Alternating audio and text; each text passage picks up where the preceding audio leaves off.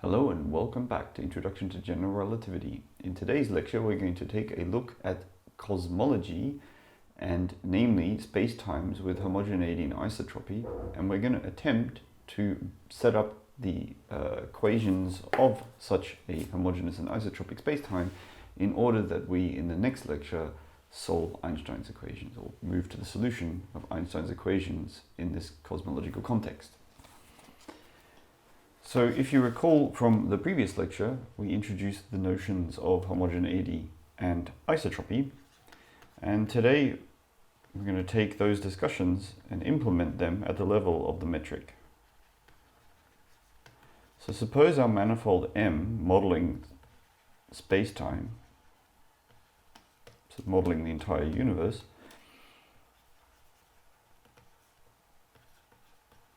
let's suppose that our spacetime is homogeneous and isotropic.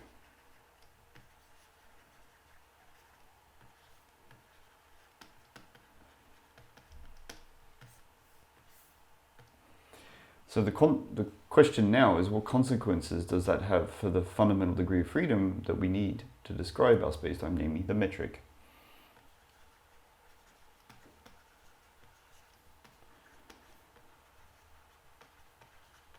So the metric GAB is the fundamental dynamical variable that we're solving for in general relativity. And that's our goal today, to work out what, if any, are the consequences of homogeneity and isotropy for the metric. Now, the hope here is that by assuming the symmetries of homogeneity and isotropy, the metric gets simplified. And when you simplify something, you can throw away degrees of freedom that you have to take into consideration, so that the problem that you have to solve, namely Einstein's field equations, hopefully becomes simpler. Indeed, of course it does. Now, to work out these consequences, it's very helpful to restrict the metric, the general metric of spacetime, GAB. We want to restrict that to a three-dimensional metric, HAB, depending on t, on these surfaces sigma t that we introduced in the previous lecture. So that's a really important device that we're going to employ now. We're going to, instead of looking firstly at the full metric GAB, we're going to instead look at the three-dimensional induced metric on sigma t, and study the consequences of homogeneity and isotropy for this induced metric. And then later we will embed the metric HAB back into GAB and then argue that we don't have to add that many extra degrees of freedom. All right then, let's take a look at homogeneity. What does this mean for the metric HAB, the induced three-dimensional metric HAB? Well, it means that there exists an isometry of HAB, so diffeomorphism that preserves the metric, which takes any point P in this surface sigma t, hypersurface sigma t, to another point Q in sigma t. That's what homogeneity means. And isotropy, what does it mean? There exists an isometry of HAB. Well, I should put T everywhere, but when I forget to put T, then I'm still talking about HAB restricted to sigma T. No, wait on. Isotropy, we can phrase it differently. Isotropy implies that it is impossible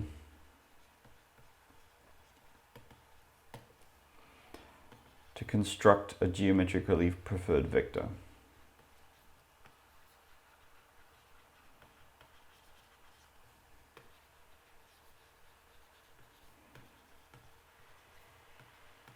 In big sigma t. Now we're going to take aim at the second constraint first of all, and then use homogeneity later. And the way we're going to take aim at the second constraint is we're going to try and build a geometrically preferred vector on sigma t. There's a handful of ways where you could do this, and I will go through in detail one style of argumentation which would in principle select out a geometrically preferred vector on sigma t, and then by arguing that that can't be the case, we will infer a very substantial simplification of the metric HAB. All right, so here it goes. The second constraint, namely isotropy,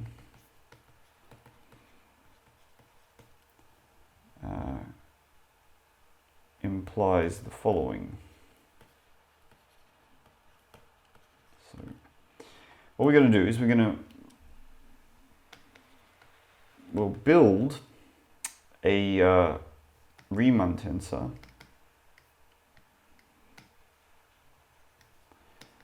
for sigma t as follows, right? We just take the metric HAB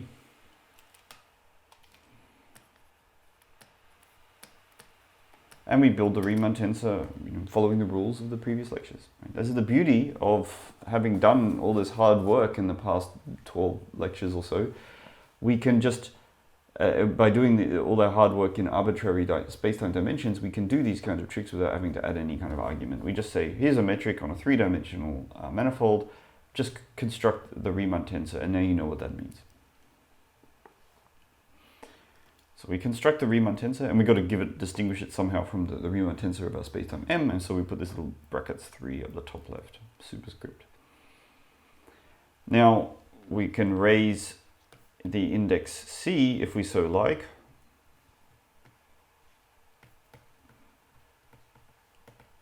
And then we get this object here, RABCD, which is just defined to be RABC prime D H C prime C. So that's just I've just raised an index on our three-dimensional Riemann curvature tensor. And the reason we did this is we can interpret, we could have interpreted it before, but whatever. This makes it much more explicit. We can interpret this as a linear map. So our three-dimensional Riemann tensor is now interpreted as a linear map from a subspace. Well, first of all, it's from 0, 2 to tensors of type 0, 2. And that much is pretty much clear. At a point P, at any point P. Now, there's something kind of remarkable about this linear map. That is that it not only maps from tensors of type 0, 2 to type 0, 2, but it also takes the subspace of anti-symmetric tensors of type 0, 2 to itself. So it preserves the subspace. So that's a little exercise for you. So you've got to argue that this linear map 3 ABCD annihilates symmetric tensors.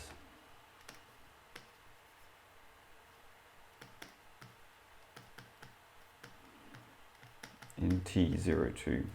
Okay, that's an important little exercise for you to convince yourself of.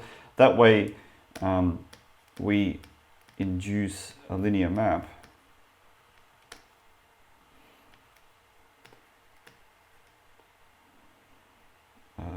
L going from W to W from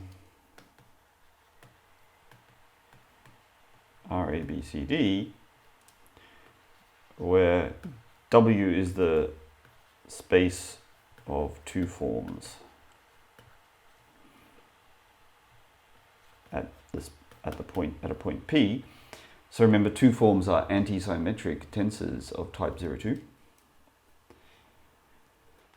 And now this linear map, right? We're mapping from now a real vector space to a real vector space. We have a linear map, and what kind of linear map is it? Well, it turns out that it's a pretty nice linear map.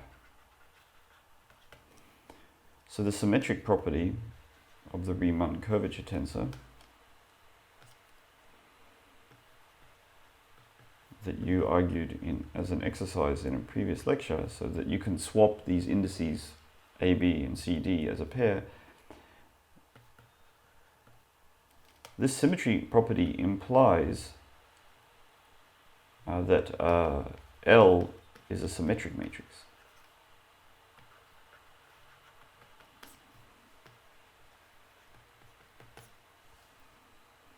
And further, it's on an inner product space.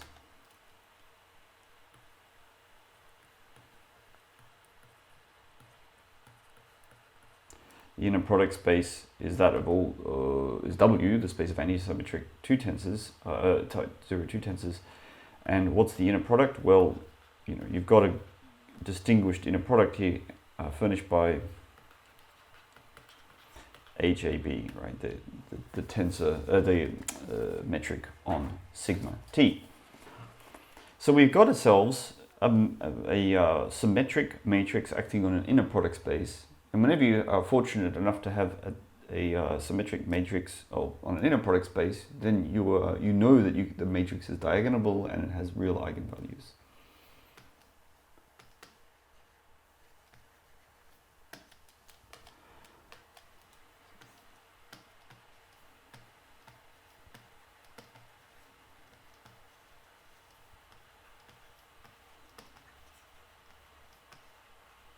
So the matrix L has real eigenvalues and eigenvectors. So let's just diagonalize it.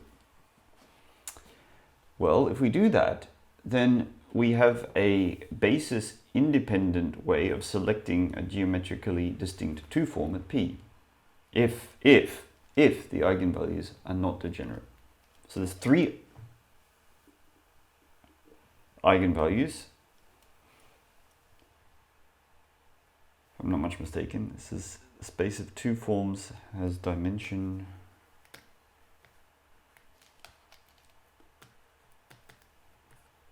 3, choose 2, which is 3, right? Yeah. So this matrix L has 3 eigenvalues and 3 eigenvectors. And the argument is that all eigenvalues of L are degenerate or equal. Let's just say equal is easy to write too. All the eigenvalues of L are equal. Now why is that? Well, suppose they weren't equal. That would mean that there was one eigenvalue, one odd one out, right? And from that, you would be able to select at every point P in the manifold a 2 form corresponding to this one odd one out. And that 2 form would be a distinguished 2 form chosen in a basis independent prescription. And that would be a preferred 2 form at P. But a 2 form can always be completed to a unique 3 form up to a sign. And that would therefore choose a preferred vector at P. So that's why the eigenvalues are equal. And I'll just summarize that discussion as otherwise we could construct a preferred vector.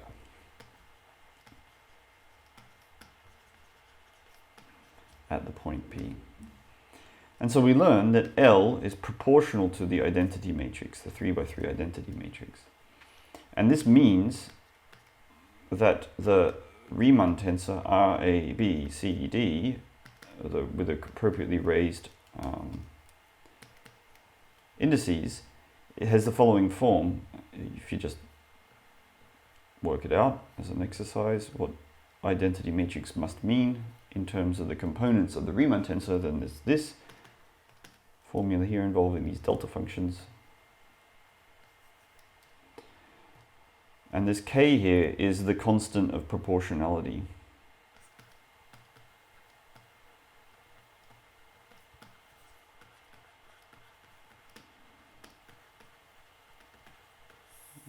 That constant of proportionality there. And is it a constant? Well, it really is a constant thanks to homogeneity.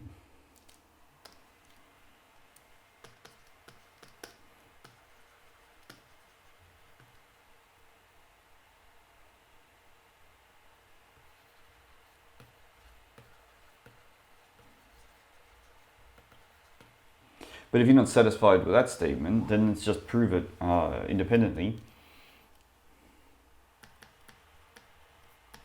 I'll just say argue this.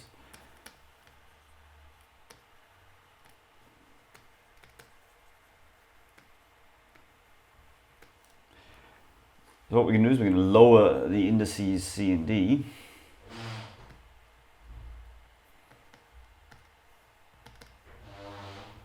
And we will have the following three-dimensional Riemann curvature tensor for sigma t.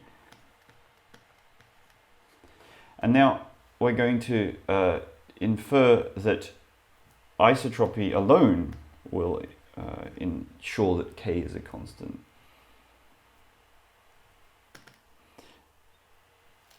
And the way we'll do that is we'll look at the Bianchi identity. So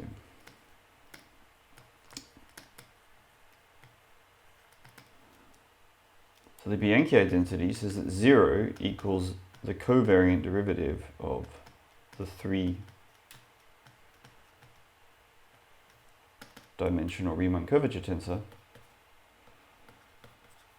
which, because of the form of the metric of the Riemann curvature tensor as a function of the metric, and the fact that the covariant derivative associated to the metric when applied to the metric vanishes,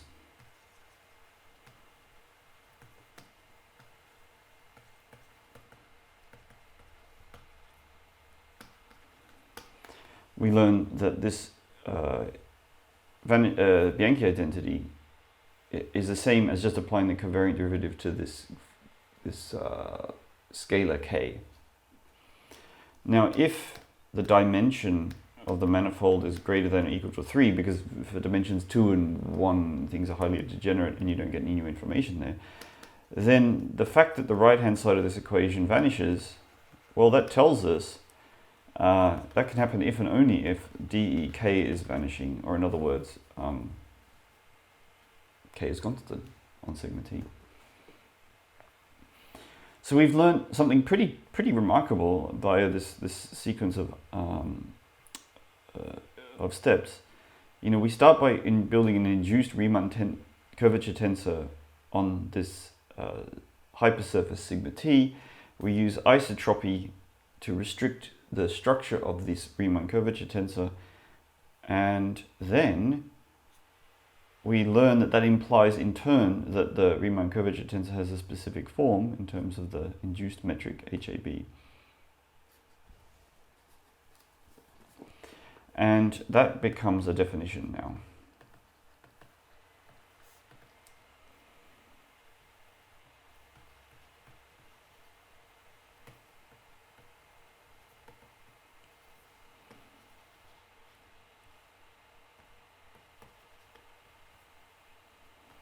So a spacetime manifold where the curvature tensor has this very particular form that we've derived here as a consequence of isotropy and so on, as a consequence of isotropy, has a name. It's called, with k constant,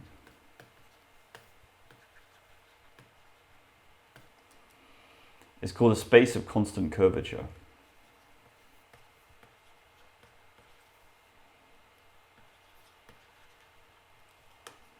Sort of not hard to imagine the physics behind this definition. You know, whichever way you do your little, remember the Riemann curvature tensor tells you the failure of parallel transport operations to commute, and it's saying no matter which way you do these little parallel transport operations, you get the same failure to commute. And so the curvature is constant in every direction. Curvature. So now we've got this highly restrictive definition and consequence, highly restrictive structure of the Riemann curvature tensor. We're going to describe some representative spacetimes that exhaust the possible options of the values of k.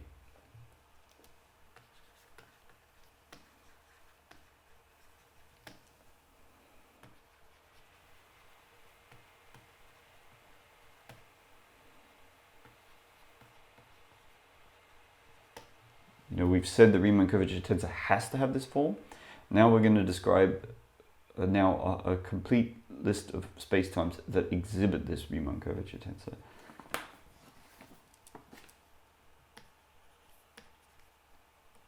And these will represent our hypothesis models for homogeneous and isotropic spacetimes.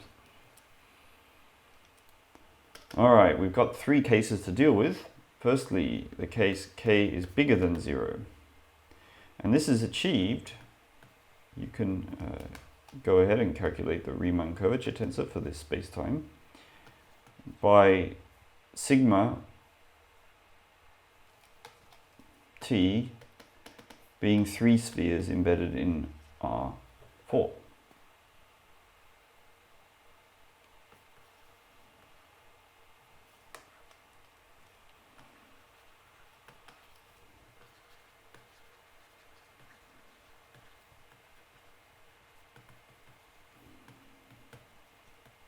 Now remember, this R4 is a fictitious R4. The 3 spheres are considered as intrinsic manifolds by themselves.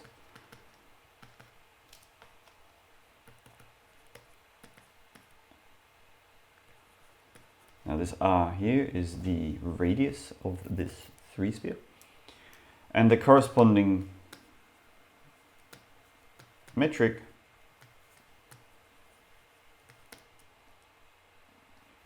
is described in spherical coordinates.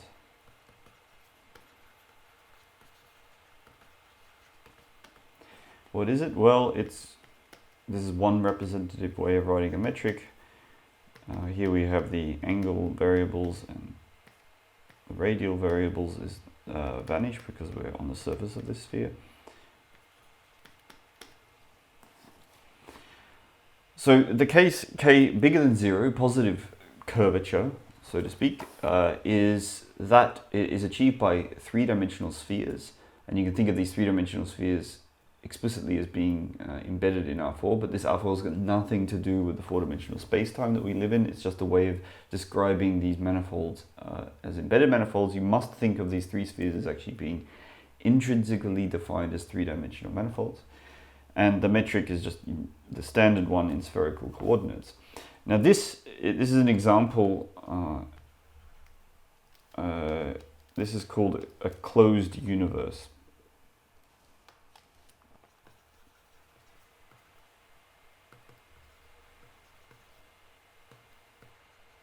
This case where the manifold is the spatial slices are closed as 3 spheres, because it's compact, right? Everything's connected to everything. There's no going off to infinity. Okay, the case k equals 0, well, that's pretty easy, right? This is just flat 3D space.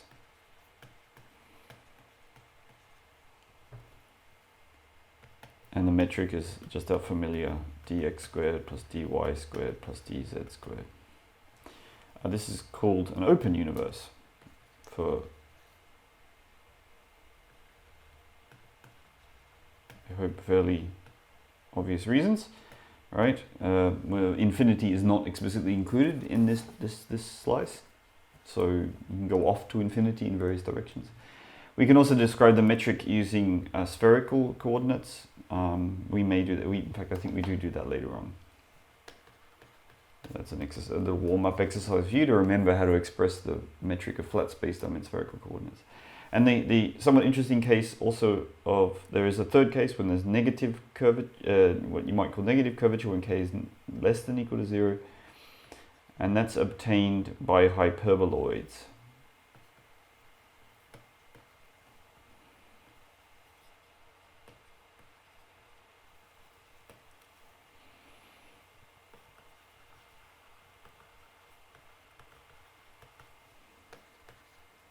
So you can think of hyperboloids as being hypersurfaces in R4, embedded manifolds in R4,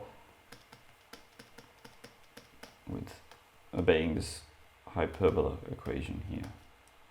Radius R, and the metric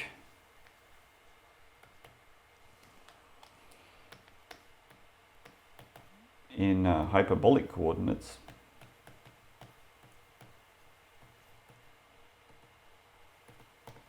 the metric reads ds squared equals d psi squared plus sinh squared psi d theta squared plus sine squared theta d phi squared.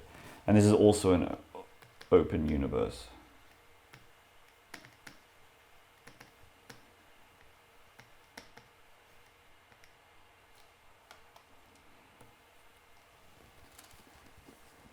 Now we've presented a list of representative spacetimes that exhaust all the possible values of k. We can now take these spatial slice metrics and embed them and use them to induce the full metric of space-time, of four-dimensional spacetime. And to do this, we're going to exploit isotropy and homogeneity once again. So the point being that as isotropic observers move on world lines orthogonal to sigma t,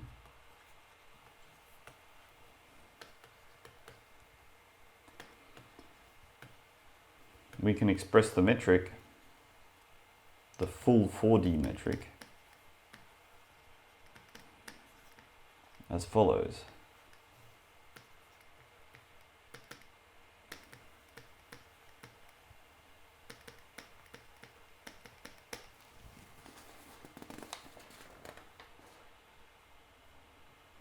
So we've got an additional piece of data essentially that appears in the metric here. I've got to explain what that is or remind you what that is. So here UA is the tangent vector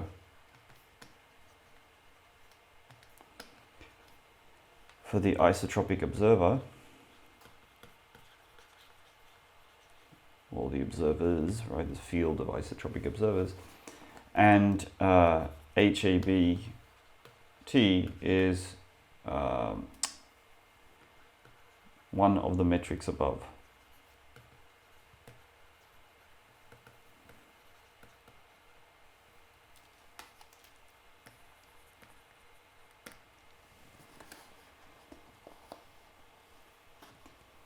Now we can make things more consistent by the following observation. So we note that all isotropic observers are going to assign the same proper time, tau, to the surface sigma t. And so what we're going to do is express our metric in a coordinate system adapted to the proper time.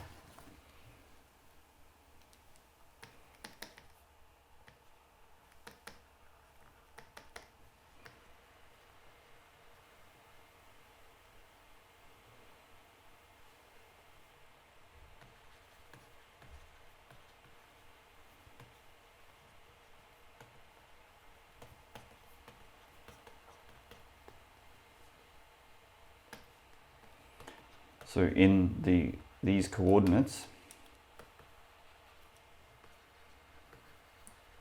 our metric becomes the following.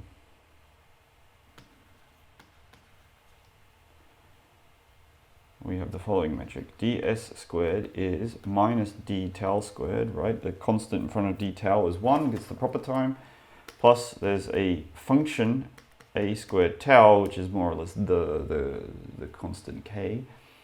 And then you have three options, right? You have either closed 3-sphere,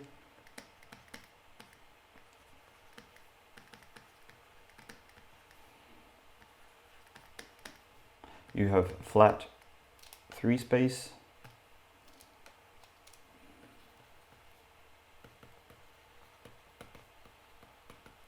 or you have hyperboloid.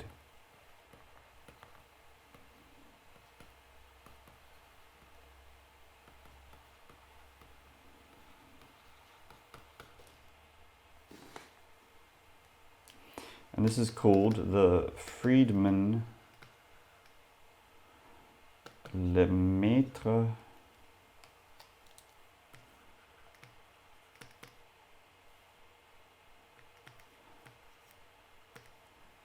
Robertson-Walker metric, or FLRW metric.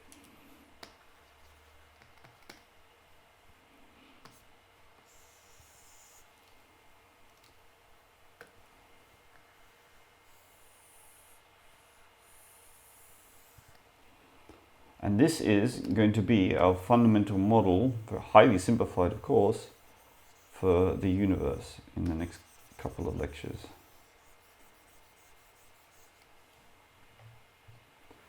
So what we've done is, by assuming homogeneity and isotropy, we've reduced the task of finding the metric of our universe, of a highly symmetric version of our universe, to the task of finding just one single scalar function, a tau. And that's a huge simplification. We just need to solve for a tau, just one single scalar function, a of tau. That's an extraordinary simplification, and we hope sincerely, and it is indeed a well-justified hope, that when we substitute this metric into Einstein's field equations with the appropriate stress energy tensor on the right-hand side, that we'll be able to reduce all of the 10 Einstein field equations down to a single differential equation, say for a of tau. And that hope is realizable, and we will be able to solve for a of tau.